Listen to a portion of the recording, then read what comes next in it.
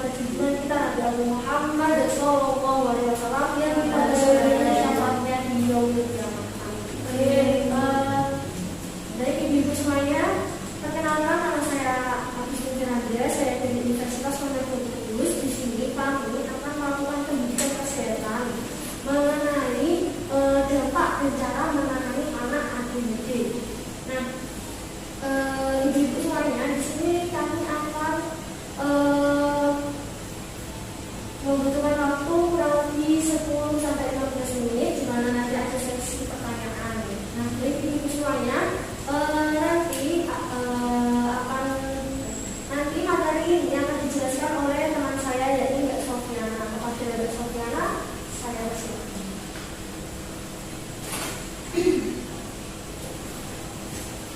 Baik, terima kasih Mbak Anda untuk kesempatan saya menyampaikan materi ini.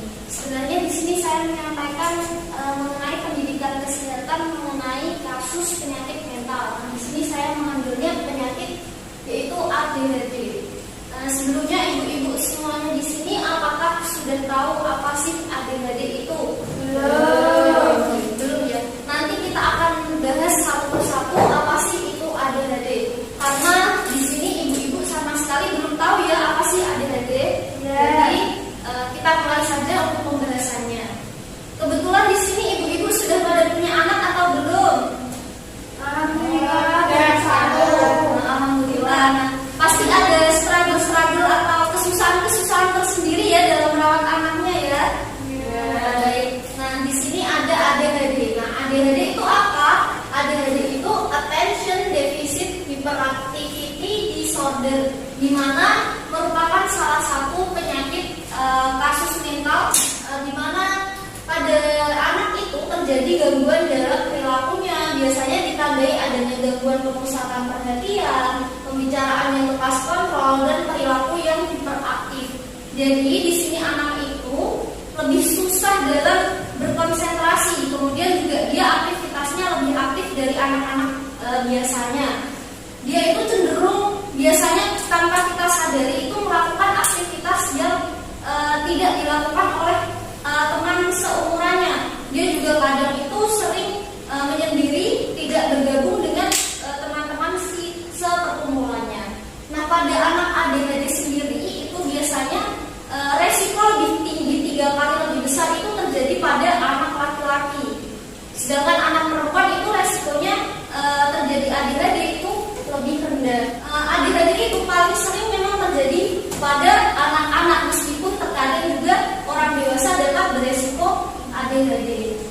Selanjutnya, nah apa sih penyebab dari ADHD? Nah, kita perlu mengetahui apa sih penyebabnya sehingga anak itu terjadi penyakit ADHD, yaitu gangguan mental. Nah, di sini yaitu yang pertama, ADHD itu sebenarnya belum diketahui pasti apa sih penyebabnya.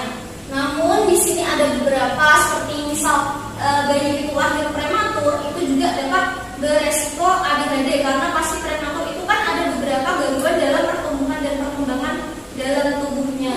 Kemudian yang selanjutnya itu konsumsi alkohol dan rokok saat ibu hamil, yang kemudian beresiko pada kecacatan di janinnya.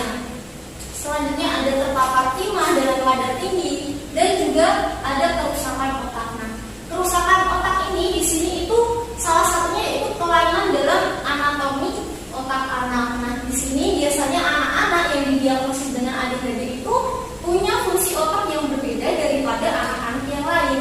Nah, di sini itu biasanya neurotransmitter yang disebut dengan dopamin itu cenderung tidak berfungsi pada anak-anak dengan ADHD. Nah, sehingga itu anak-anak itu cenderung memiliki bersikap impulsif atau dengan spontan melakukan hal yang secara tiba-tiba. Kemudian juga dia kurang konsentrasi dan hiperaktif atau banyak kegiatannya, tidak mau diem. Udah disuruh diem masih aja pengen gerak kemana-mana.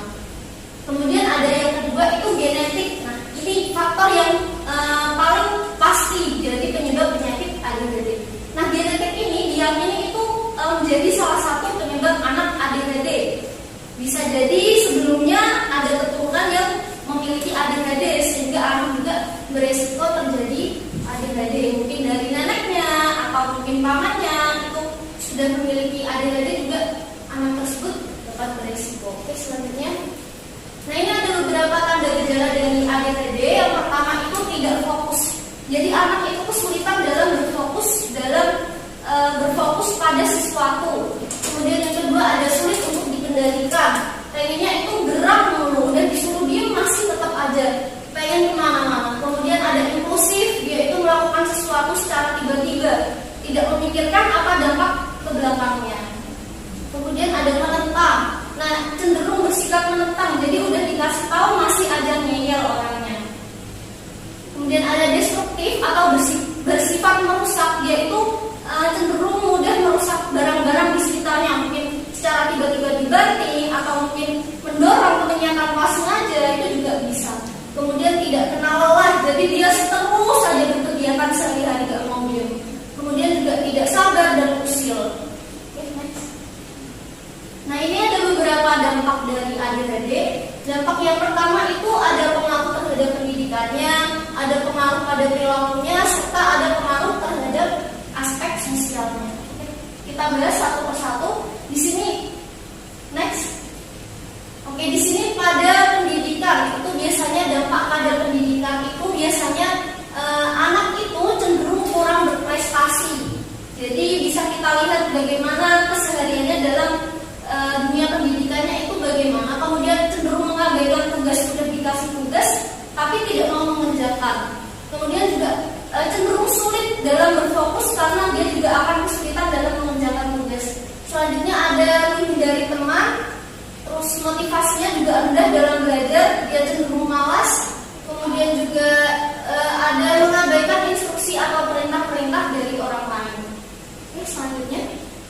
Ini ada pengaruh ADHD terhadap perilaku. Yang pertama ada menuntut, cenderung dia akan ingin apa yang diinginkan itu harus terwujud.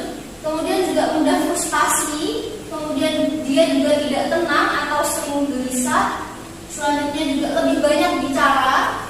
Ada yang selanjutnya itu cenderung untuk mendapatkan kecelakaan dan mudah bingung karena dia itu aktivitasnya berlebihan. Kemudian juga ada kurang mengendalikan diri, jadi dia gak bisa mengontrol dirinya. Dia bertindak sesuka hatinya sendiri. Oke, next. Nah, selanjutnya ada pengaruh terhadap aspek sosial. Nah, untuk sosial itu dia cenderung egois, pengen menang sendiri. Apa yang dia mau juga harus dia dapatkan. Kemudian dia kasar, kemungkinan ada sikap mendorong temannya secara tiba-tiba, itu juga salah satu perilaku ADHD. Padahal tidak ada sebab yang serius, tiba-tiba dorong temannya aja. Kemudian ada kurang peka, kurang dewasa, harga dirinya rendah, cenderung dia itu tidak mau bergerombol dengan teman-temannya, tapi dia lebih sering menyendiri dan membuat dunianya sendiri. Kemudian kemudian juga sering berperilaku tanpa perasaan seperti yang mendorong tadi. Kemudian dia tidak sabar atau tidak mau menunggu giliran. Next. Untuk penanganan dari ADHD itu ada 3, mulai dari obat, dukungan keluarga, dan terapi. Nah, yang pertama obat. Nah, obat itu menjadi salah satu obat itu menjadi salah satu penanganan yang dibutuhkan dalam ADHD, di mana nanti obat-obat ini bisa mengurangi gejala-gejala inti dari ADHD. Nah, biasanya itu dalam pemberian obat tentu akan timbul beberapa efek samping, seperti di sini ada sakit kepala, hilang nafsu makan, kemudian perubahan tingkat gula darah, kesulitan tidur, dan juga ada depresi. Kemudian dukungan keluarga. Nah, ini penting bagi ibu-ibu semua dalam menangani anak ADHD. Dalam menangani anak ADHD, ibu-ibu memang harus perlu ekstra sabar ya ibu. Jadi di sini ibu perlu memotivasi anaknya, perlu sabar. Di mana dukungan keluarga itu berperan penting, di mana kita melatih anaknya untuk bersikap yang lebih baik, kemudian juga mengajarkan hal-hal yang mungkin menyimpang. Jadi kita menjelaskan bahwa perilaku tersebut itu menyimpang atau sudah benar. Nah, kemudian ada terapi. Di sini terapi meliputi terapi perilaku, kognitif, membaca, dan bicara. Nah, ini terapi-terapinya untuk terapi perilaku atau behavior terapi itu dapat membantu anak untuk lebih bisa mengontrol perilakunya. Jadi anak-anak yang sebelumnya mungkin hiperaktif dapat kita lakukan terapi perilaku supaya Jadi dia tidak memiliki reaksi berlebihan, juga tidak mudah marah dan menjadi lebih tenang. Kemudian ada terapi kognitif. Di sini terapi kognitif itu ditujukan untuk membantu seseorang mengendalikan pikiran dan emosinya. Nah, nanti terapi ini akan melatih anak dengan ADHD untuk berpikir terlebih dahulu sebelum bertindak. Jadi anak-anak sifat impulsifnya dapat lebih berkurang. Kemudian ada terapi membaca atau literary terapi. Nah, ini ditujukan untuk membuat seseorang memahami masalah yang dihadapinya secara mendalam dengan mengumpulkan informasi sebanyak-banyaknya perihal masalah tersebut. Mungkin kita bisa mengajarkan anak untuk membaca, jadi mungkin dia dapat menggali informasi-informasi yang lebih sehingga dia memahami dunianya seperti apa. Kemudian ada yang keempat, terapi bicara. Di sini melalui terapi bicara itu biasanya kita dapat mengajak ngobrol anak-anak kita, di mana nanti prinsipnya itu bahwa anak ADHD itu dapat disembuhkan jika anggota keluarga menunjukkan dukungan, cinta, dan perhatian dengan memberikan waktu untuk mendengarkan anak.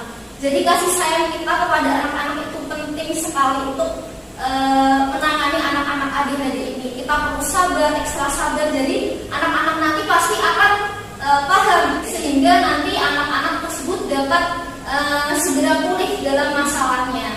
Oke, next. Sekian dan terima kasih atas perhatiannya. Selanjutnya saya serahkan kembali ke moderator. Baik, berikut pertanyaan dong untuk bagaimana ibu semuanya, apakah sudah puas tentang apa yang sudah dijelaskan oleh Mbak Sofiana? Ada yang mau ditanyakan? Ada. Kalau begitu saya yang bertanya ya. Saya mau tanya kepada ibu semuanya. Kira-kira apa sih penanganan bagi anak yang terkena ADHD? Ada yang tahu? Hubungan keluarga, ya, terapi, ya, hubungan medis sama dokter. Oke, baik. Dengan ibunya, oke, beri tepuk tangan untuk berarti. Baik, saya kira ibu semuanya sudah paham ya mengenai materi tadi. Oke, baik, kalau begitu karena tadi waktu